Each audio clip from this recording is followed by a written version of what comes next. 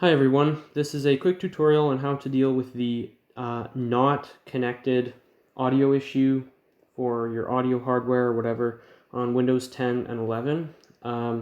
So just a little background, I'm on a laptop with one audio port. So that means you have to select what type of audio you're using, and you have to go into the settings and change it up. Usually it can automatically detect, but sometimes, like when you're using a line-in cord, you have to go in and you have to change things around to make it work. Before I start anything, I'm going to open up Control Panel just so you can see the issue that I'm talking about. I'm going to go Hardware and Sound, and this little window comes up where you can see both your input and your input-output devices.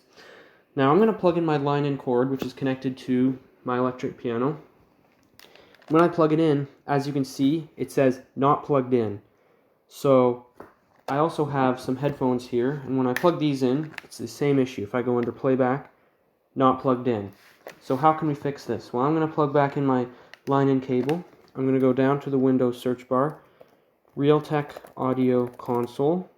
Down at the bottom here, Device Advanced Settings. Now by default it's on speaker out, but you can select line in. This little line in thing appears, and then you can go back to this recording tab and see that line in is now enabled. So that means that this the computer is now receiving line in audio from the electric keyboard. Now, as of right now, if I played something on the keyboard, you can see it appearing there. It's receiving audio.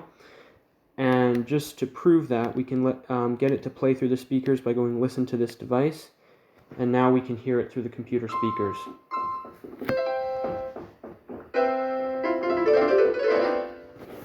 So, just to prove this a second time, I'm going to go and unplug the line in, and I'm going to plug in my headphones. Now, as you can see here, we have to go back and select headphone. Line in disappears, and now headphones appears on the playback devices. And so there's a bunch of settings we can change in here, but if we go back to playback, you can see that headphones is now enabled, so we can obviously go into properties, mess around, do whatever we want. So I hope that little tutorial was helpful to you. Thanks for watching.